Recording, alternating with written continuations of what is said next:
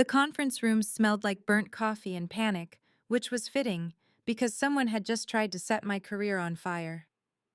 Through the glass wall, I watched coworkers file in, eager for a spectacle as long as they were not the one on stage.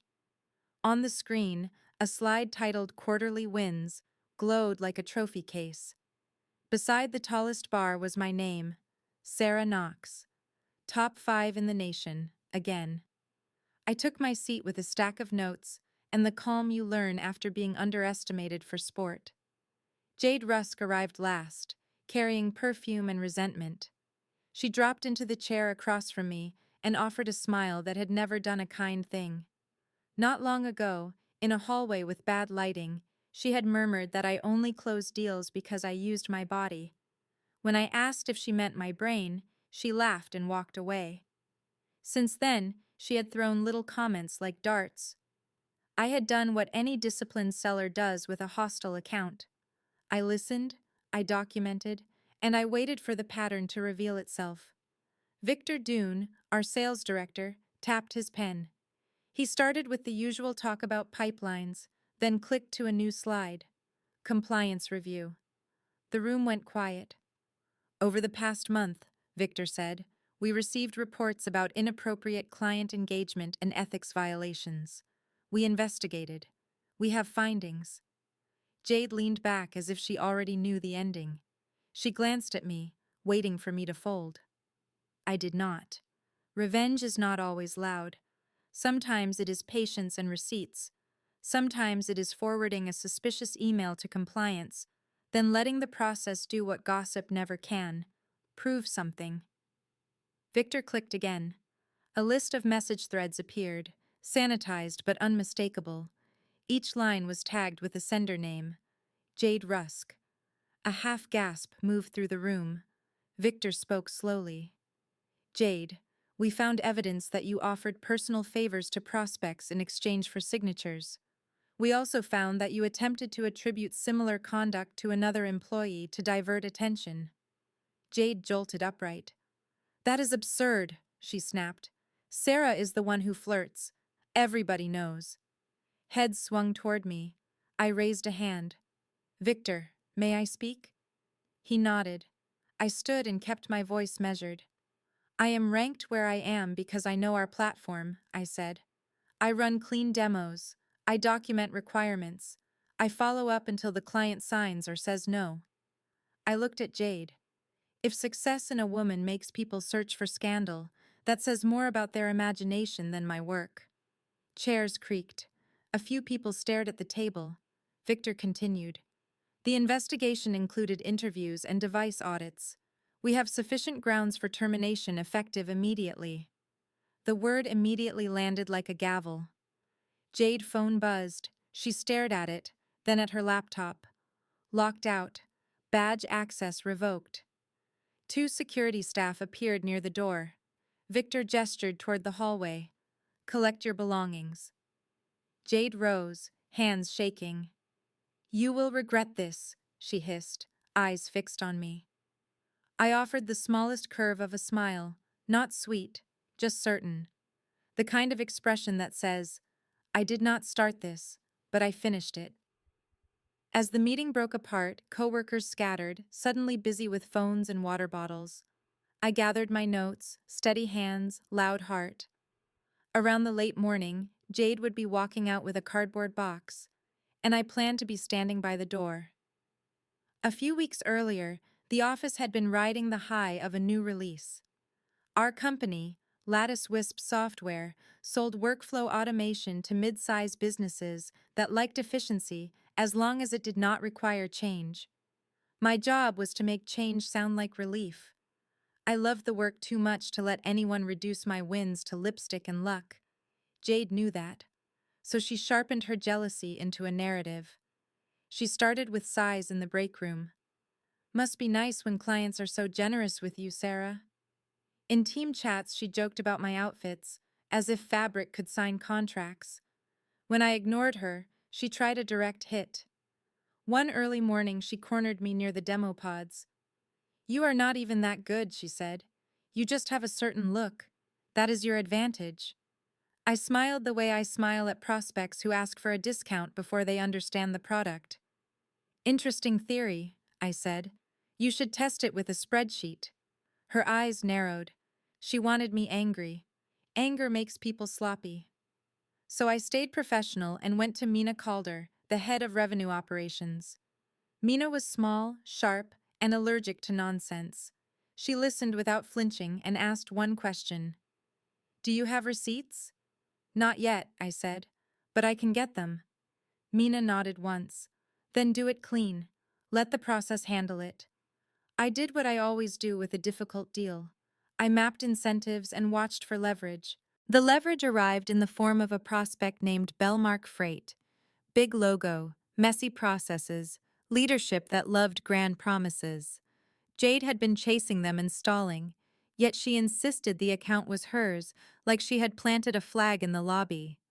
During a pipeline review, Victor asked why Bellmark still had not signed. Jade delivered a speech about decision makers and budget cycles, with enough jargon to wallpaper the room. Victor looked unimpressed. After the meeting, Jade stormed past my desk. Bellmark is mine, she muttered. I kept typing. Nothing is yours until legal countersigns, I said. She stopped and gave me that brittle smile. Maybe I will show you how real closers work. A day later, an email landed in my inbox by accident, forwarded by a Bellmark assistant who did not know internal addresses were not a suggestion. It was a scheduling thread. In the middle sat a message from Jade that made my stomach go cold. It was not about software. It was about what she could do for them, personally, if they moved fast. I reread it twice, just to be sure my eyes were not inventing words. Then I checked the signature line, complete with her full name and phone number. She had put misconduct in writing like it was a cheerful memo. I forwarded the thread to Mina, and to compliance with a simple note. This appears relevant to our ethics policy. Compliance responded quickly. They asked for my call notes and any messages where Jade hinted that I was the one trading favors. I sent everything, organized, time-stamped, and boring in the way evidence should be. Around the next morning, Mina stopped by my desk. Compliance is looking closely, she said. Keep doing your job. Across the room, Jade laughed too loudly on a call, confident in her own story. I returned to my pipeline and smiled. The trap was already set. Jade just did not know she was walking into it, and I had no intention of pulling her back. While compliance worked quietly, I kept selling. Jade was busy crafting a scandal, and I was busy closing contracts that paid our rent, our bonuses, and the espresso machine everyone pretended not to need. My current priority was a healthcare network called Oriel Clinics. They wanted our automation suite, but they feared change the way some people fear spiders. Every meeting was a gentle tug-of-war between their comfort and their chaos. I ran demos with clean data, answered questions before they formed, and followed up with summaries so clear they could double as instructions. Oriel moved from curious to committed. The deal grew so large that even Jade stopped pretending it did not exist. She started hovering near my desk. One afternoon, around the middle of the day, she leaned on my cubicle wall and said, "You should be careful. People talk." I did not look up. "People also sneeze," I said. "Neither activity requires my permission." Her mouth tightened. She wanted a reaction, and I kept handing her jokes instead. Then she tried sabotage. She booked a conference room directly after my Oriel meeting and told the receptionist I had approved it. When my buyers arrived, the room was occupied. Jade stood nearby with a smug expression, pretending it was a misunderstanding. I escorted my clients to a backup room and ran the same demo without missing a beat. Afterward, I opened our scheduling system and sent Mina a screenshot of the reservation change history. Jade did not know that most systems keep a trail. A day later, I discovered she had edited a note inside our customer platform, changing a line in my deal recap to make it sound flirtatious. Subtle, but ugly. I clicked the audit log. There it was. Username, timestamp, and the exact text before and after. Jade Rusk. I forwarded the log to compliance with a message that said, Additional relevant record. The next morning, Victor called me into his office. His tone was light, but his eyes were testing me. "Sarah," he said, "I am hearing concerns about your client interactions. Nothing formal, just noise." "Victor," I said, "if there is a concern, I prefer facts. My calls are recorded, my emails are archived, my notes are timestamped. I am happy to have anyone review them." He studied me, then nodded. "Good. Keep it clean." I left and found Jade in the hallway, arms crossed, waiting like a storm. She looked at me as if she expected me to crack. I smiled. "You should hydrate, Jade," I said. "Schemes can be dehydrating." She scoffed. "You think you are untouchable?" "No," I said. "I think I am documented." That evening, Oriel sent final approval. The contract arrived with signatures and a thank you note praising my patience and professionalism. I logged the win, updated the forecast, and sent a brief message to my team. Jade went quiet, which was more alarming than any insult. Quiet from Jade meant planning. The next day, she walked past my desk and let a sentence fall like a blade. "Enjoy your little ranking, it will not last." I watched her go and felt the old temptation to confront her publicly. Then I remembered Mina advice: do it clean. So I let Jade keep building her case out of lies, because compliance was building theirs out of evidence. Around the late afternoon, my phone buzzed with a calendar invite titled Mandatory All Hands. Victor had scheduled it, and I knew exactly who the meeting was for. The morning of the all hands meeting arrived with the kind of brightness that feels like a dare. I walked into the office with my laptop and a calm that had cost me several deep breaths. Jade was already there near the kitchen, laughing too loudly, making sure I heard it. When our eyes met, she lifted her chin, confident and cruel. An email reminder hit inboxes, and the word mandatory sat in bold like a locked door. The conference room filled fast. Victor stood at the front, beside two members of compliance and an IT manager. A cardboard box sat on a side table, innocent and ominous. Jade noticed it and smirked, as if she assumed it was meant for me. Her confidence was almost impressive. Almost.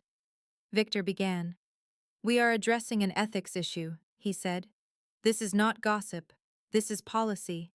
He clicked the remote. The screen showed client conduct investigation. "We interviewed staff, reviewed communications, and audited system activity," Victor continued. "We have a clear conclusion." Jade raised a hand before he finished. "I reported concerns," she said. "Some people here have been rewarded for inappropriate behavior." Her gaze slid to me, inviting the room to judge. Victor did not follow her lead. He clicked again. The bellmark thread appeared, blurred in parts, but readable where it mattered. Favors. Urgency. Signature. Jade face drained. Victor kept his voice even. "These messages were sent from your account. We confirmed device access and metadata. This violates policy." Jade snapped. "Anyone could fabricate an email." The compliance lead stepped forward. "We also reviewed your calendar, call records, and expense patterns. They align with the messages. Additionally, we found attempts to alter internal records tied to other employees." Victor clicked again. Up came the audit log from the customer platform. Before text, after text, username, timestamp. Jade Rusk. A murmur rolled through the room. People who had enjoyed her jokes suddenly looked like they wanted to uninstall themselves. My heartbeat tried to sprint, but I kept it on a leash. I watched faces shift from curiosity to discomfort to relief. Nobody likes admitting they believed a rumor, yet everyone loves watching a rumor collapse under real evidence. Jade's voice climbed. "She is the one who flirts," she shouted, pointing at me. "She plays innocent." Victor finally looked at me. "Sarah, do you have anything to add?" I stood and kept my tone steady. "I have never offered anything to a client that is not written in a contract," I said. "My calls are recorded, my emails are archived, anyone can review them." Then I looked at Jade. The only thing I sell is software, I said. It is the same thing you were hired to sell. Victor nodded once, then turned back to Jade. Jade Rusk, your employment is terminated effective immediately. Your access is revoked now. The IT manager tapped a tablet. Jade's laptop screen went dark. Her badge beeped with a sharp denial when she tried to scan it, like the building itself had decided it was done. Victor gestured to the box. Collect your belongings and leave the premises. Jade grabbed the box and shoved pens and photos into it with shaking hands. She scanned the room for allies and found none. The room had moved on from her story. As she pushed past me, she hissed, "You set me up." I leaned in, voice low. "No, Jade," I said. "You documented yourself."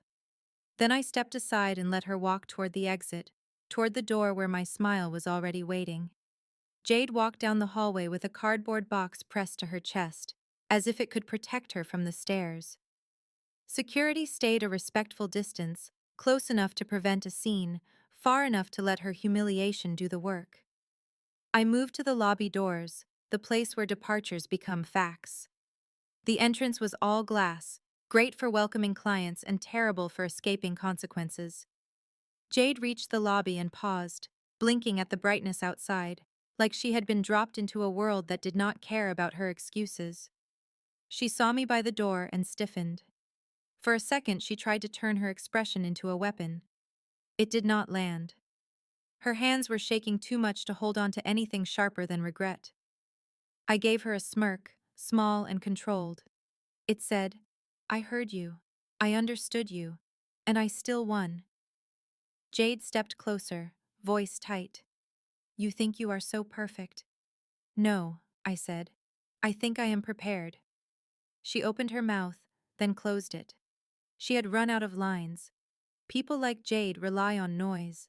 When the noise stops, there is only the truth. She pushed through the doors and disappeared into the parking lot, box wobbling, shoulders high with rage. A moment later, the doors slid shut behind her with quiet finality. Inside, the office exhaled. Victor approached, expression cautious. "Sarah," he said, "I want you to know we value your work. That situation should never have reached you." I nodded. "Thank you." "I appreciate the correction," I said.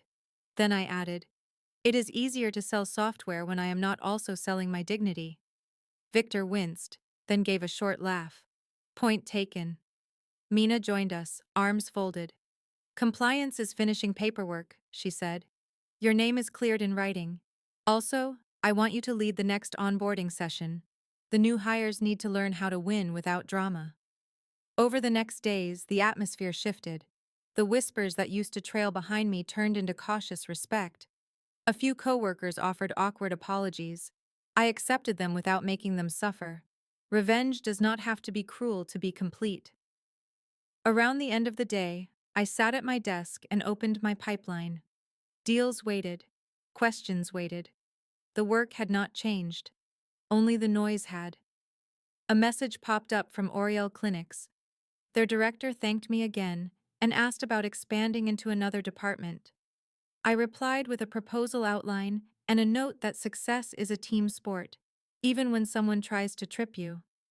As I typed, I felt the last of my anger drain away. Not because Jade deserved mercy, but because she no longer deserved space in my mind. She had tried to make me small.